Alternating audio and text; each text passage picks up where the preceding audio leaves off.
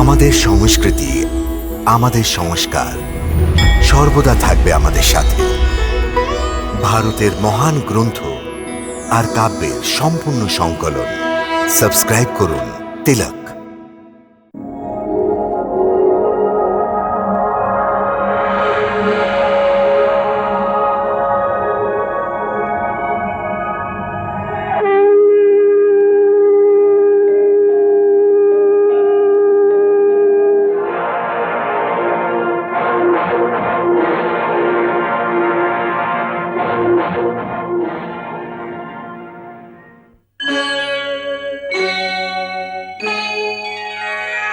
Krishna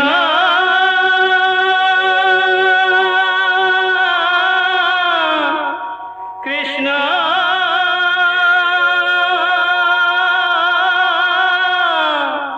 Hare Krishna Hare Hare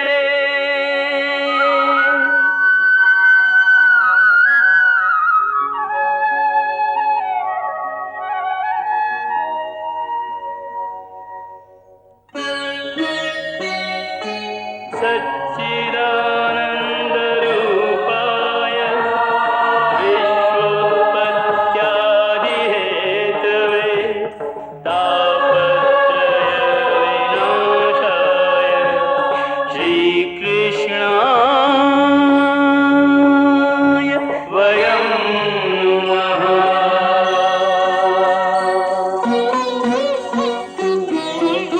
Shrikrishna Govind हरे मुरारे हे नाथ नारायण वासुदेव। हरे कृष्ण राधे राधे कृष्ण कृष्ण हरे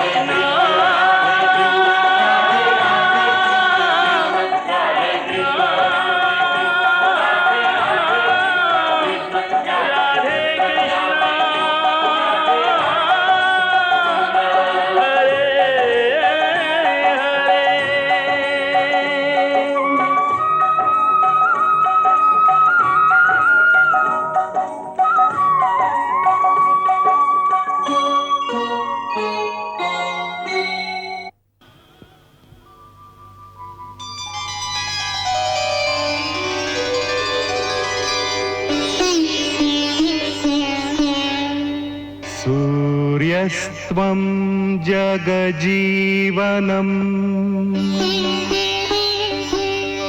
प्रभपतिनितप्रतिवन्दनम् दिनकर हे दिनमणि नमः स्वीकरोतु मम तर्पणम्।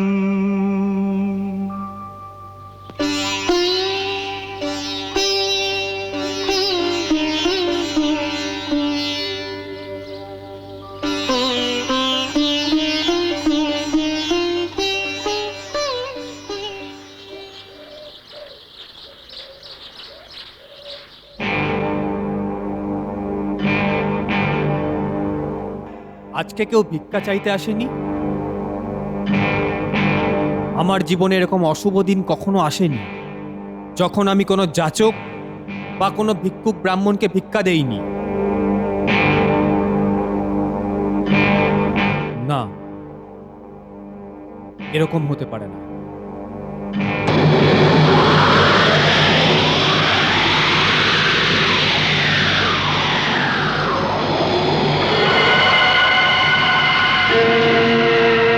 আছে কেউ যাচক?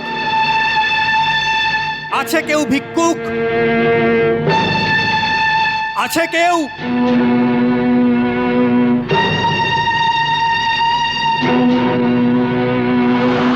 কেউ নেই। भिक्षां देहि भिक्षां देहि भिक्षां देहि। প্রণাম ব্রাহ্মণ দেবতা। আপনি অঙ্গরাজ কর্ণ তাই না? হ্যাঁ, আমি আপনাকেই খুঁজছিলাম। অনেক বড় নাম আপনার। আমার গর্ব হচ্ছে যে তুমি একজন দানবীর। দেবরাজ ইন্দ্র তোমার এই গুণেরই লাভ ওঠাবার জন্য একজন ব্রাহ্মণের বেশে তোমার থেকে তোমার কবচকুণ্ডল ভিক্ষে চাইতে আসবে। সমস্ত ভিক্ষুক ব্রাহ্মণ দিনহীন আপনার দয়া ধর্ম এবং দানের চর্চা করে ক্লান্ত হয় না। আমি তো কিছুই না দেবতা, সত্যিকারের দাতা তো সে।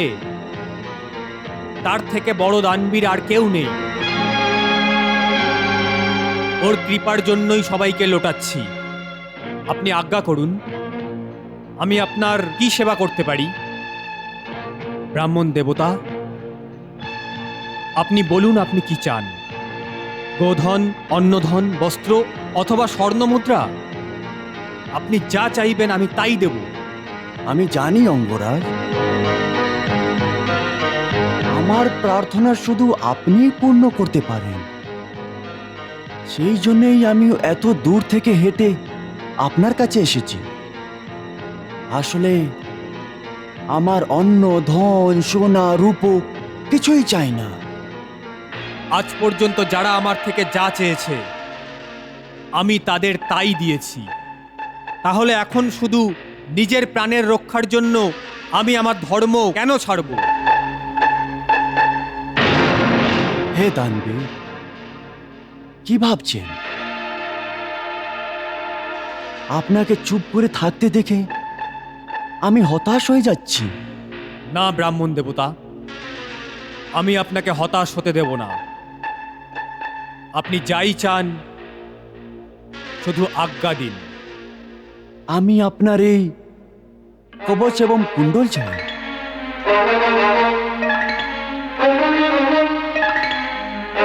কি হলো দানবীর?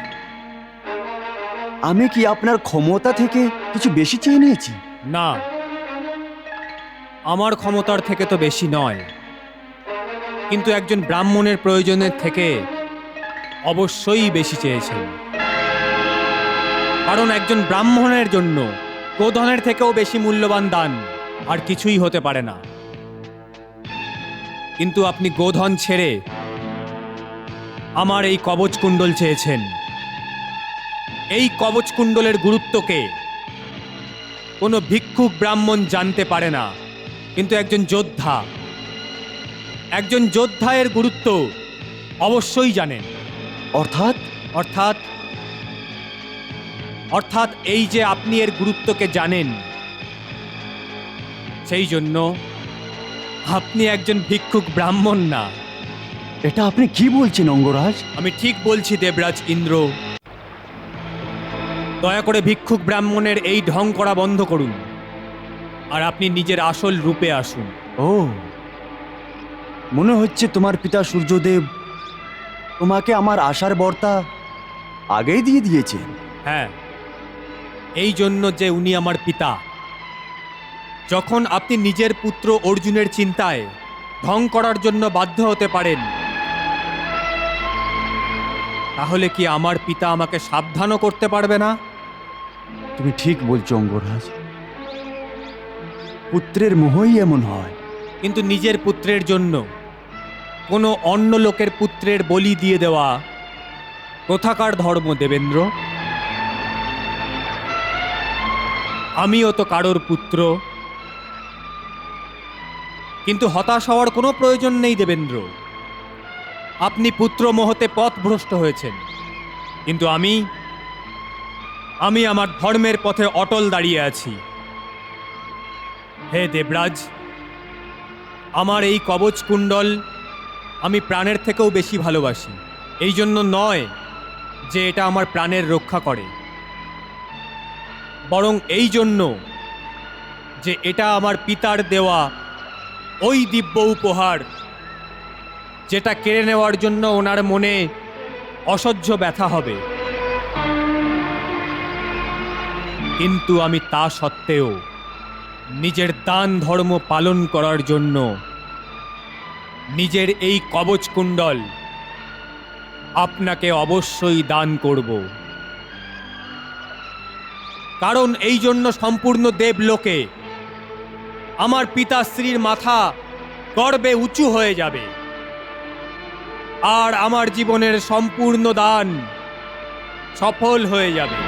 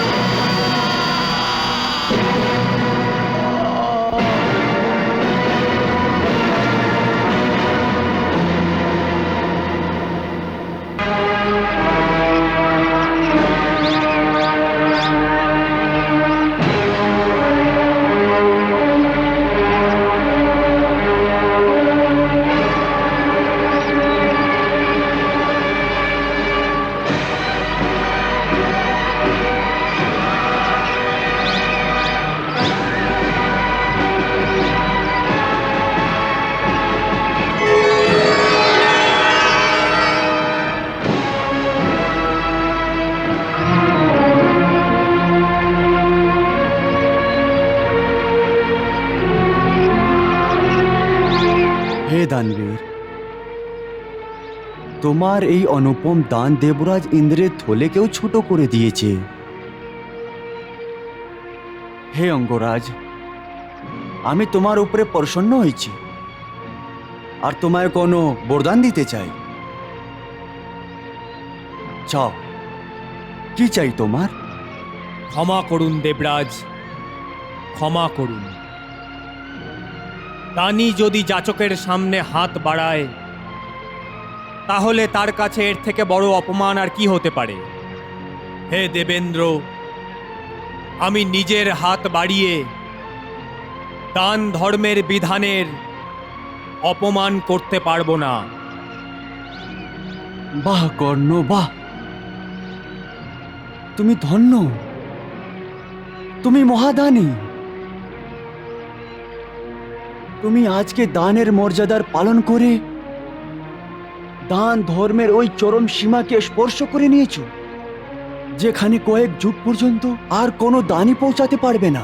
আমি তোমার থেকে প্রসন্ন হয়েছি, অত্যন্ত প্রসন্ন হয়েছি, আর তোমায় একটি শক্তি প্রদান করছি।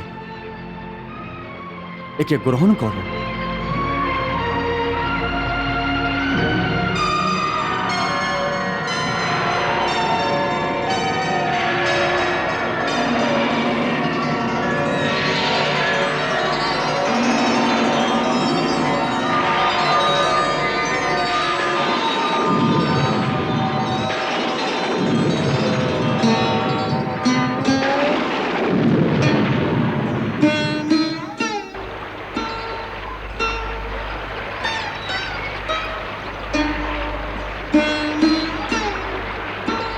হে দানবীর, আমি তোমাকে দিব্য বাসুকি শক্তি প্রদান করেছি।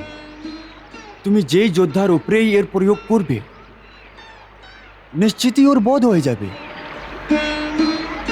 কিন্তু তুমি এই শক্তির প্রয়োগ শুধু একবারই করতে পারবে। এরপর এই শক্তি ফিরে আমার কাছে চলে আসবে।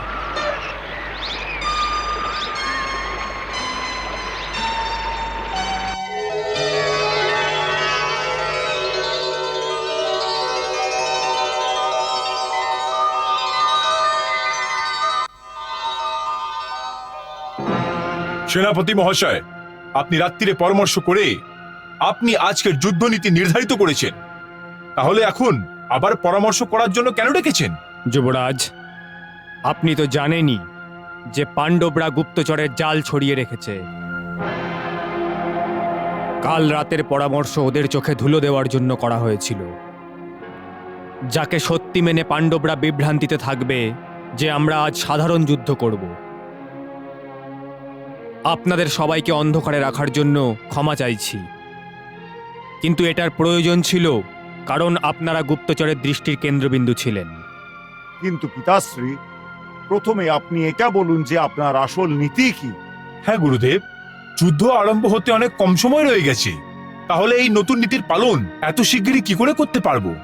চিন্তা করবেন না যুবরাজ, আমি বিশ্বস্ত সেনানায়কদের আগেই বুঝিয়ে দিয়েছিলাম, আর তারা গুপ্তভাবে সমস্ত পরিকল্পনা সম্পর্কিত ব্যক্তিদের কাছে পৌঁছে দিয়েছে।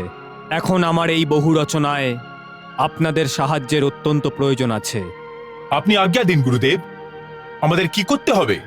আমি আজ চক্রবহুর রচনা করব।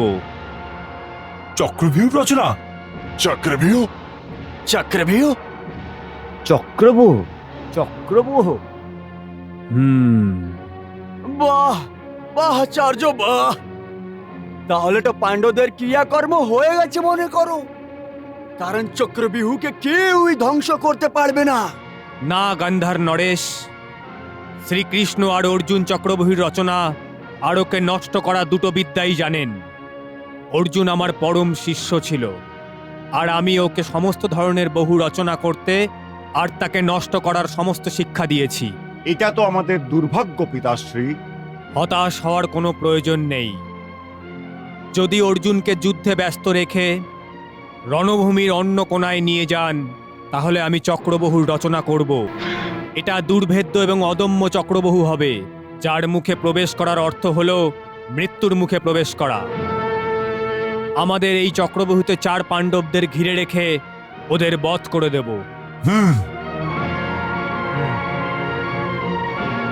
সেনাপতি বাবু, অর্জুনকে যুদ্ধতে প্রলোভন দেওয়া সহজ, কিন্তু দ্বারিকাধীশ ওর সারথি আর ও কুটিলদের মধ্যে শীর্ষে। আমাদের এই চালকে ও কখনই বুঝতে পারবে না। অর্জুনের বুদ্ধির রথের লাগামও ওরই হাতে আছে, সেই জন্যই ও অর্জুনকে প্রলোভনে ফাঁসতে দেবে না। প্রথম কথা তো এটা যে কারোর সন্দেহই হবে না, কারণ আমি গরুর ভিউ রচনা করে পাণ্ডবদের সাধারণ যুদ্ধের সংকেত দেব। তারপর পরিকল্পনা অনুযায়ী অর্জুনকে আমাদের একজন বিশেষ যোদ্ধা যুদ্ধের জন্য আবহন করবে, আর আবেগপ্রবণ অর্জুন আবহন সত্ত্বেও যুদ্ধ করতে না পারলে নিজের অপমান মনে করবে। সুতরাং একজন ক্ষত্রিয়র মতো যুদ্ধ করতে বাধ্য হয়ে যাবে। হ্যাঁ, এটা তো হবে, এটা তো হবেই। অর্জুন আবেগের নৌকায় বসে অনেক কিছুই করতে পারে। আমরা বুদ্ধি দিয়ে চালাকি করি, ছল কপট করে ওকে ভুলিয়ে নিয়ে যাব। হ্যাঁ গুরুদেব, আপনি অর্জুনের থেকে নিশ্চিন্ত থাকুন, আমরা আমাদের যোদ্ধার মাধ্যমে অর্জুনের রাস্তায় বাধা দাঁড় করিয়ে দেব। তাহলে ঠিক আছে, তোমরা 3 জন নিজের নিজের রথ শঙ্খধ্বনির সাথে রণভূমির ওই কোণা পর্যন্ত নিয়ে যাও। অশ্বত্থামা, তুমি অর্জুনের রথের সাথে সাথে লেগে থাকবে। যথাজ্ঞা পিতাশ্রী। আর যখন অর্জুন দূর কিনারায় পৌঁছে যাবে, তখন তুমি ঠিকঠাক করে বিশেষ ধ্বনিতে শঙ্খ বাজাও। শঙ্খধ্বনির এই সংকেত পেয়ে গান্ধার নরেশ নিজের শঙ্খ বাজাবে। হ্যাঁ, এই সংকেত দুর্যোধনের জন্য হবে। আর যখনই যুবরাজ 3 বার শঙ্খ বাজাবে, আমি বুঝতে পেরে যাব যে অর্জুন দূরে পৌঁছে গেছে, আর তখন আমি সেনানায়কদের আগে থেকে বলে রাখার আগে শঙ্খ বাজাতে বলবো, আর গরুর ভিউয়ের রচনা চক্রভিউতে পরিবর্তিত হবে। বাহ পিতাশ্রী, বাহ। আর চক্রবিহু দেখে পাণ্ডব সৈনিকদের মধ্যে হট্টগোল আরম্ভ হয়ে যাবে। হ্যাঁ, হট্টগোল আরম্ভ হয়ে যাবে। বাহ গুরুদেব, বাহ! আপনি কত ভালো পরিকল্প ভেবেছেন সমস্ত পাণ্ডবদের বিনাশ করার জন্য। গুরুদেব, আপনি প্রমাণ করে দিয়েছেন যে শিষ্য কতই গুণক হোক না কেন, কিন্তু ও কখনো নিজের গুরুর থেকে বরাবরই করতে পারে না। গুরুদেব, আমি আপনাকে শত শত প্রণাম জানাচ্ছি। চলো।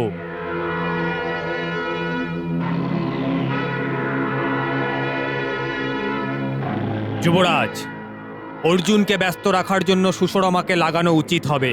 কিন্তু আচার্য, অর্জুনকে বধ করার জন্য অঙ্গরাজ কর্ণ থেকে বেশি উচিত যুদ্ধ করার কে হতে পারে? আপনি ঠিক বলছেন মামাবাবু। কেন অঙ্গরাজ? তুমি তো জানোই মিত্র, অর্জুনের সাথে যুদ্ধ করা আর ওকে পরাজিত করাই আমার জীবনের একমাত্র উদ্দেশ্য। না, এই সময় অর্জুনের বিরুদ্ধে কর্ণের যুদ্ধ করা উচিত হবে না। কেন? কর্ণ অর্জুনকে পরাস্ত করার ক্ষমতা রাখে না আচার্য? না, এই কথা বলছি না। সমস্ত কৌরব যোদ্ধাদের মধ্যে অঙ্গরাজ কর্ণই এমন একজন যোদ্ধা যে অর্জুনের তীরের থেকে বেরোনো ঝড়কে সীমাবদ্ধ করতে পারে। আমি অর্জুনের তীরের ঝড়কেই আটকাবো না, বরং আমার তীর দিয়ে অর্জুনের প্রাণ হরণও করতে পারি। আমার জীবনে শুধু এই একটাই উদ্দেশ্য শেষ বাকি আছে। আজ যখন আমি নিজের উদ্দেশ্য পূর্ণ করার সময় পাচ্ছি, তখন আপনি আমাকে আটকাচ্ছেন। এটা উচিত না আচার্য মহোদয়। যুদ্ধেতে শত্রুর বিরুদ্ধে আমাদের ভালো থেকে ভালো যোদ্ধাদের এগিয়ে দিতে হবে, আমাদের পুরো শক্তি লাগিয়ে দিতে হবে। হ্যাঁ যুবরাজ, শত্রুদের বিরুদ্ধে নিজের পূর্ণ শক্তি লাগিয়ে দেওয়া উচিত, কিন্তু এটাও মনে রাখতে হবে শত্রুরা যেন সমস্ত শক্তি আমাদের বিরুদ্ধে না লাগাতে পারে। অর্থাৎ যদি আমরা অঙ্গরাজ কর্ণের মতো সর্বশ্রেষ্ঠ যোদ্ধাকে অর্জুনের বিরুদ্ধে যুদ্ধ করতে দেই, তাহলে সমস্ত পাণ্ডব অর্জুনের পেছনে দেওয়াল হয়ে দাঁড়িয়ে পড়বে, যাকে ভঙ্গ করার জন্য আমাদের দ্বিগুণ শক্তিও যথেষ্ট হবে না। কিন্তু আমি একাই অর্জুন এবং অন্য পাণ্ডবদের জন্য যথেষ্ট। না অঙ্গরাজ, এটা কোনো যোদ্ধার চালাকি না, তোমার অনুভূতি বলছে। অনুভূতি যা একজন যোদ্ধাকে দুর্বল করে রেখে দেয়। বদলা আর প্রতিশোধের ভাবনাকে যদি তুমি একলাই অর্জুন এবং পাণ্ডবদের সাথে অন্ধের মতো যুদ্ধ করতে চলে যাও, তাহলে তোমার সমস্ত শক্তি নষ্ট হয়ে যাবে। তুমি পাণ্ডবদের স্পর্শও করতে পারবে না। সেই জন্য অনুভূতিতে ডুবে নয়, চালাকি করে যুদ্ধ করো। অর্জুনকে যদি অন্য কেউ আবহন করে, তাহলে পাণ্ডবরা আমাদের এই পরিকল্পনা টেরও পাবে না। এইভাবে এক এক করে আমরা 4 পাণ্ডবকে রাস্তা থেকে সরিয়ে দেব। তারপর অর্জুনকে বধ করার জন্য তোমার রাস্তা পরিষ্কার হয়ে যাবে। আচার্য ঠিকই বলছেন কর্ণ। হ্যাঁ, চলো চলো আমরা যুদ্ধভূমির দিকে প্রস্থান করি। চলো।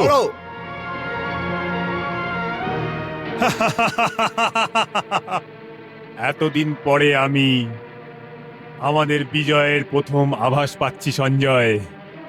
গুরু দ্রোণাচার্য সত্যি সত্যি গুরু। ওনার চক্র ভাণ্ডারে চক্রবহুর মতো দুর্ভেদ্য পরিকল্পনাও আছে, যার প্রয়োগ উনি করছেন।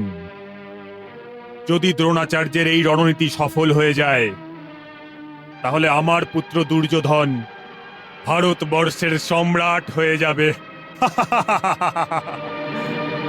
সম্রাট। মহারাজ, কৌরবদের সব রণনীতির কথা পাণ্ডবরা জানে না, সেই জন্য আপনার এইভাবে ভাবা উচিত মনে হচ্ছে। কিন্তু যুদ্ধের ধাক্কা যে কোনো সময় বদলাতে পারে। অশুভ কথা বলো না সঞ্জয়। তুমি আমাকে এটা বলো যে সেনাপতি দ্রোণাচার্য এখন কি করছেন? মহারাজ, পরিকল্পনা অনুযায়ী সেনাপতি দ্রোণাচার্য গরুর বুহর রচনা করেছেন।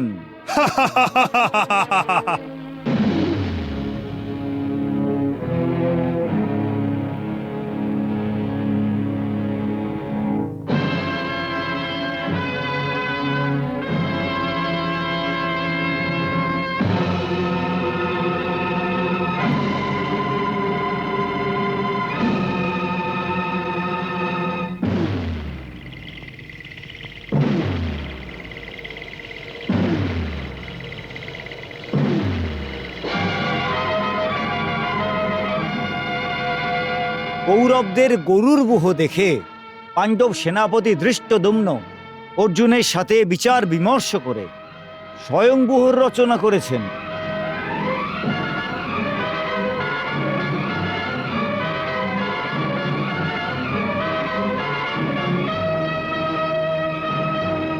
সঞ্জয়, যুদ্ধ আরম্ভ হয়েছে কি?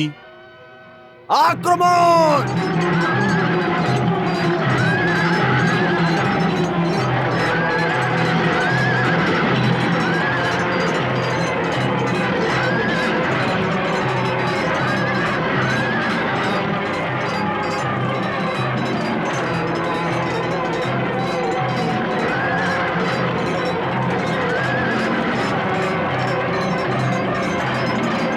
দাঁড়াও সারথি!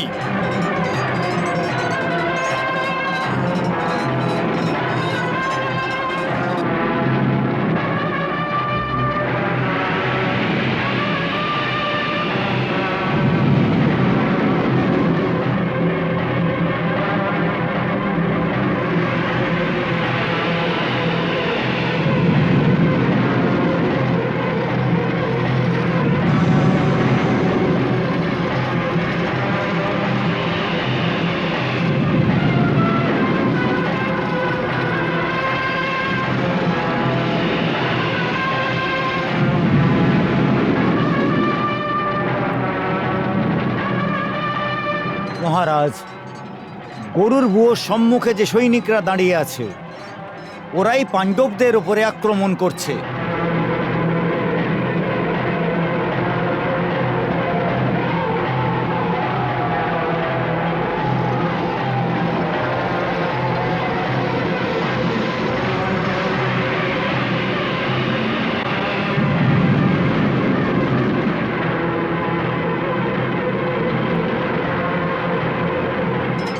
আর অন্যান্য সৈনিকরা দ্রোণাচার্যের আদেশের পালন করছে।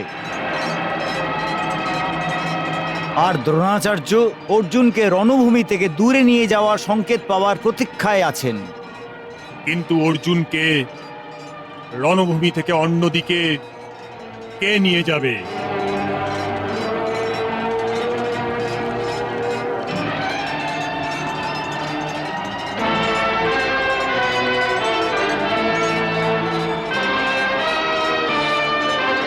মহারাজ, মনে হচ্ছে যে ত্রিগতিধিপতি সুশর্মা অর্জুনকে আবাহন করবে, কারণ ওই অর্জুনের সামনে আসছে।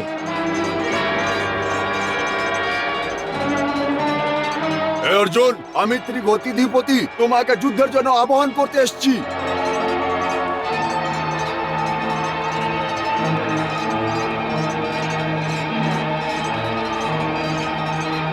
আজকে আমি তোমাকে বধ করে আমার মিত্র দুর্যোধনকে তোমার শবদেহ উপহার করতে চাই।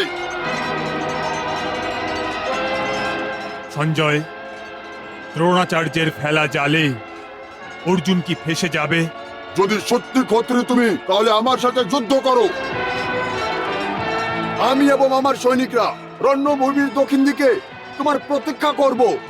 গৌরব আমাদের যুদ্ধে কোনো ধরনেই বাধা করবে না। চলো সারথি।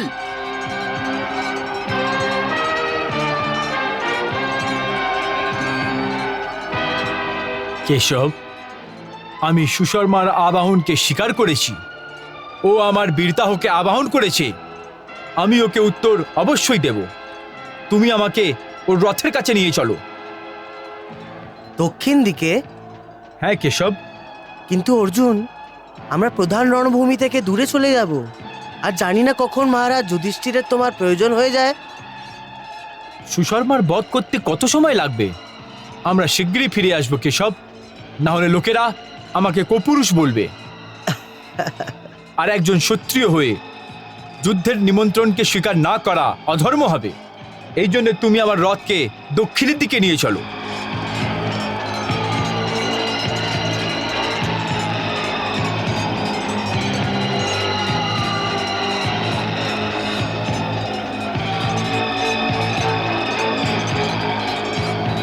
সারথি, অর্জুনের রথের পেছনে পেছনে দক্ষিণ দিকে চলো, কিন্তু সাবধান, ও যেন আমাদের দেখতে না পায়। চলো। বাবু, পরিকল্পনা অনুযায়ী অশ্বত্থামার পেছনে যান, আর অশ্বত্থামার শঙ্খ বাজানোর পর আপনি আমার শঙ্খ বাজিয়ে আমাকে বলে দেবেন। যান মা বাবু, যান। হ্যাঁ ভাগ্নে, চলো সারথি।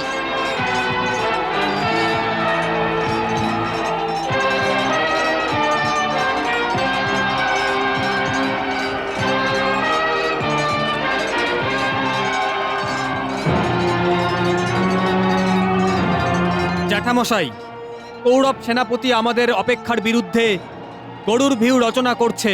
এর অর্থ হলো যে দ্রোণাচার্য সাধারণ যুদ্ধ করবে। কিন্তু একটা কথা আমি বুঝতে পারছি না, যে যখন গুরু দ্রোণ অনেক মারাত্মক ব্যূহ রচনা করতে পারেন, তাহলে উনি গরুর ব্যূহ রচনা কেন করলেন? এর মধ্যে চিন্তার কোনো কারণ নেই। পিতা সমস্ত বহুকে ভাঙতে জানেন। কিন্তু অর্জুন কোথায়?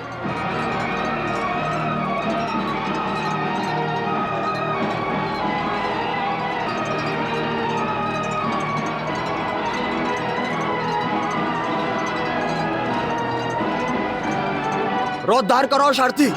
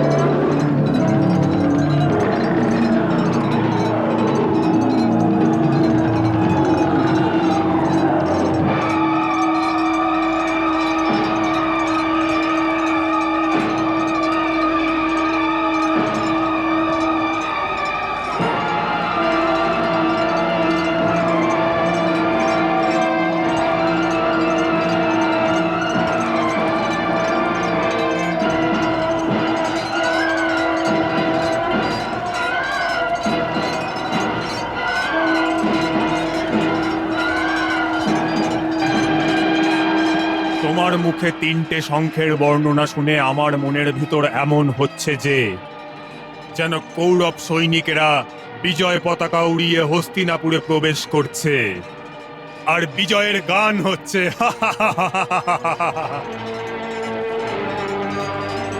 কৃপাচার্য, সেনানায়কদেরকে গরুর বহুকে চক্রবহুতে বদল করতে সংকেত দিন।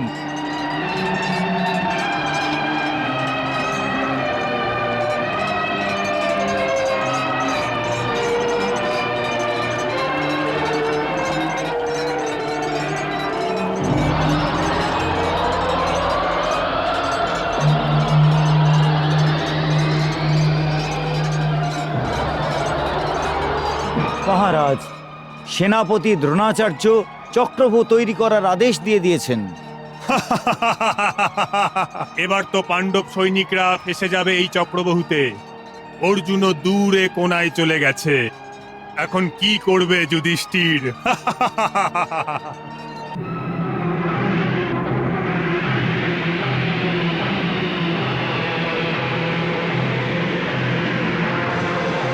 মহারাজ ধর্মরাজ শঙ্খধ্বনি শোনার পরেই চিন্তায় পড়ে গেছেন। একের পর এক এত শঙ্খধ্বনি শুনে এমন মনে হচ্ছে যে যেন কৌরবরা নিজেদের মধ্যে কিছু বলছে। শঙ্খধ্বনিতে এই রাগ, এর আগে তো কখনোই শোনা যায়নি। কখনো দুর্যোধন দুঃসভার মতো যুদ্ধভূমিতে কোনো ছলের খেলা খেলে নেয়। এসব কি হচ্ছে?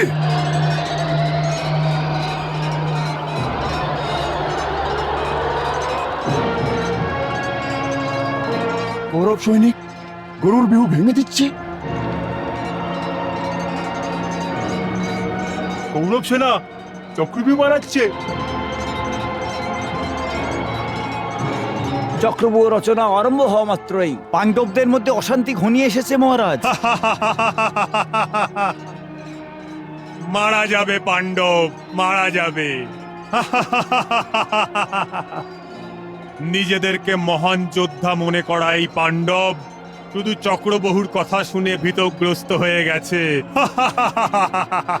এই সময় ওদের জন্য চক্রব্যূহ একটি সমস্যা হয়ে দাঁড়িয়েছে, কারণ চক্রব্যূহ ভাঙার পদ্ধতিগুলো জানে শুধু শ্রীকৃষ্ণ আর অর্জুন, কিন্তু ওরা তো দুজন রণভূমির অন্য কোথাও যুদ্ধ করছেন।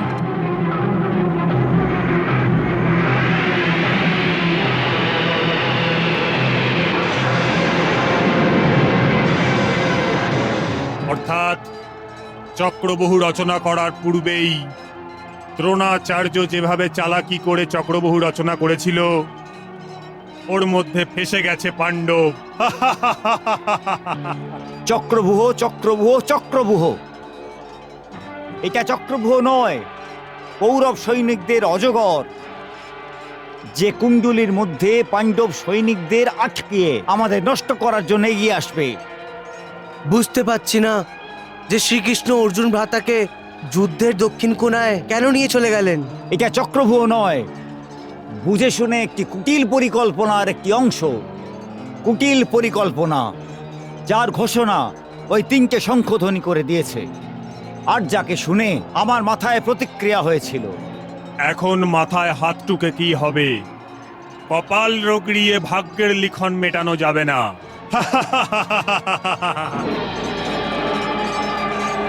চিন্তা করার কোনো প্রয়োজন নেই ভ্রাতা।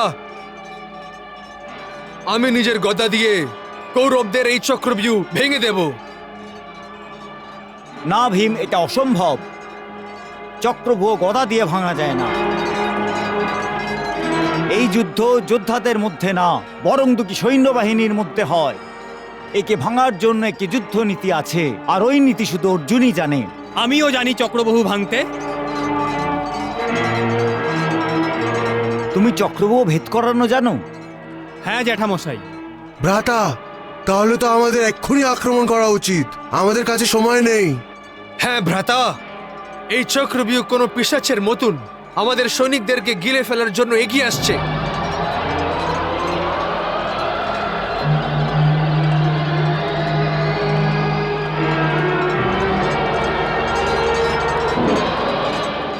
ভ্রাতা, শীঘ্র সিদ্ধান্ত নিন।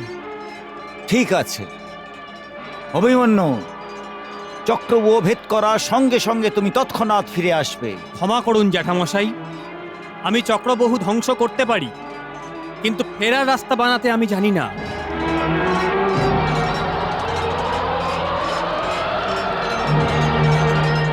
কি বললে?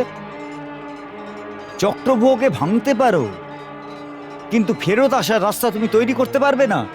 না। তুমি তো বলেছিলে যে যখন অর্জুন সুভদ্রার সাথে যুদ্ধের সম্বন্ধে কথা বলতো, তখন তুমি গর্ভের যুদ্ধ শিক্ষা গ্রহণ করে নিতে। হ্যাঁ, কিন্তু যেই রাতে পিতা চক্রবহুর সম্বন্ধে বলছিলেন, তখন পর্যন্ত শুধু চক্রবহু ভেদ করার কথা বলেছিলেন, কিন্তু মা ঘুমিয়ে পড়েন। আর ওনাকে ঘুমোতে দেখে পিতা তারপর আর কিছু বলেনি। আর সেই জন্য আমি চক্রবহু থেকে বাইরে বেরোনোর জ্ঞান অর্জন করতে পারিনি। ঠিক আছে অভিমন্যু, তাহলে আমি জেনে শুনে তোমাকে মৃত্যুর মুখে যাওয়ার আজ্ঞা দিতে পারবো না। যদি অর্জুন এখানে থাকতো তাহলে কোনো ব্যাপার ছিল না। কিছু এদিক ওদিক হয়ে গেলে অর্জুনকে আমি কি উত্তর দেব? ও অনেক বেশি আবেগপ্রবণ। কিন্তু এটা ছাড়া তো আমাদের হাতে আর কোনো উপায় নেই। হ্যাঁ, বলে দিলাম তো, এটা হতে পারে না। যদি আমি চক্রবহু ধ্বংস না করি, তাহলে ওই সময়ে পিতাকে আপনি কি উত্তর দেবেন, যখন পাণ্ডব সেনাদের মৃতদেহে পুরো যুদ্ধভূমি ঢাকা থাকবে আর ওর মধ্যে আমিও পড়ে থাকবো? অভিমন্যু, ভ্রাতাশ্রী, অভিমন্যু ঠিকই বলছে। মরতে হলে তো মেরে মরবো। হ্যাঁ ভ্রাতা, আপনি চিন্তা করবেন না। আমি অভিমন্যুর পিছনে পেছনে চক্রব্যূহের ভেতরে প্রবেশ করে যাব। আমরা অভিমন্যুর পেছনে সম্পূর্ণ শক্তি লাগিয়ে দেব। যদি তোমাদের সবার এই বিচার হয় তাহলে ঠিক আছে, আমিও তোমাদের সঙ্গে যাব। অভিমন্যু, তুমি আক্রমণের প্রস্তুতি নাও। যথা আজ্ঞা জেঠু।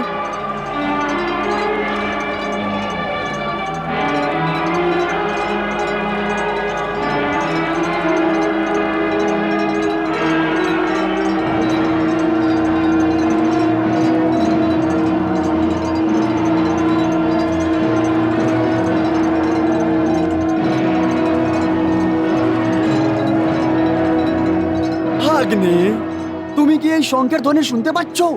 আরে অর্জুন ফিরে আসেনি তো? না মা বাবু, এটা অর্জুনের শঙ্খের আওয়াজ না, আর এটা কৃষ্ণের 5 জনের শঙ্খেরও আওয়াজ নয়। তাহলে এই শঙ্খ কে বাজাচ্ছে? এই শঙ্খ অর্জুন পুত্র অভিমন্যু বাজাচ্ছে। এর অর্থ হলো অভিমন্যুর নেতৃত্বে পাণ্ডবরা চক্রবহুর দিকে এগোবে। অভিমন্যু! আক্রমণ! আক্রমণ!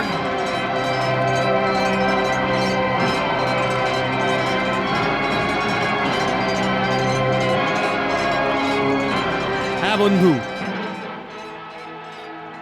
অভিমন্যুর নেতৃত্বে পাণ্ডবরা আক্রমণও করছে। কিন্তু চক্রবৃত্তিকে ভেদ করা আত্মহত্যার সমান হয়। ভাগ্নে, বিনাশকালে বিপরীত বুদ্ধি। মনে হচ্ছে যে পাণ্ডবদের বিনাশের সময় এসে গেছে। সেই জন্যই তো অভিমন্যুর নেতৃত্বে চক্রব্যূহ ভেদ করতে চলে এসেছে। হ্যাঁ সঞ্জয়, শকুনি ঠিকই তো বলছে। পাণ্ডবদের বুদ্ধি নষ্ট হয়ে গেছে, সেই জন্য ওরা স্বয়ং মৃত্যুর মুখে যাচ্ছে। ঠিক আছে, কুমার অভিমন্যু মাতার গর্ভে চক্রবাহু ভেদ করার শিক্ষা পেয়ে গিয়েছিল, কিন্তু ও চক্রবাহুর ভেদ কি করে করতে পারবে? কারণ ও অর্জুনও না, আর বাসুদেব কৃষ্ণও না।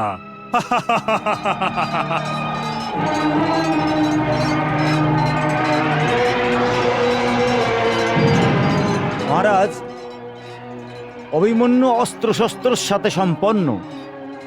ও শুধু গর্ভেই শিক্ষা প্রাপ্ত করেনি, যুদ্ধের অনুভবও ওর আছে। ওর জীবন তরবারির ছায়ায় ব্যতীত হয়েছে। সেই জন্যই ওর মধ্যে এত আত্মবিশ্বাস জন্মেছে যে ও চক্রব্যূহকে ধ্বস্ত করার জন্য বেরিয়ে পড়েছে।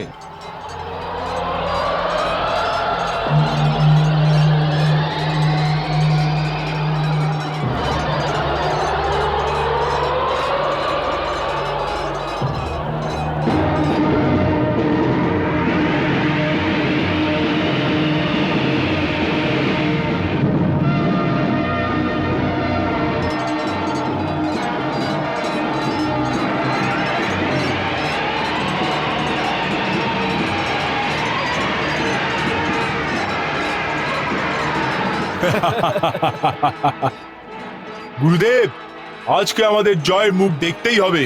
যুবরাজ, জয় এবং পরাজয় মানুষের হাতেই না, ঈশ্বরের হাতেই হয়। ও যদি চায় তবে অবশ্যই আমাদের বিজয় হবে। অবশ্যই হবে ভাগ্নে, অবশ্যই হবে।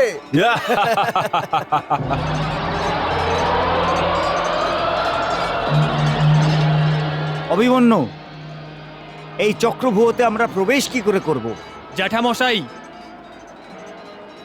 এই বহু চক্রের মতো ঘুরছে, কিন্তু ঘুরতে ঘুরতে এক মুহূর্তের জন্য এর মুখ খোলা থেকে যায়। যেই মুহূর্তে আমি চক্রবাহুতে প্রবেশ করব, আপনি আমার সাথে সাথে প্রবেশ করবেন। চিন্তা করো না পুত্র, আমরা তোমার পেছনে পেছনে চক্রব্যূহতে প্রবেশ করব।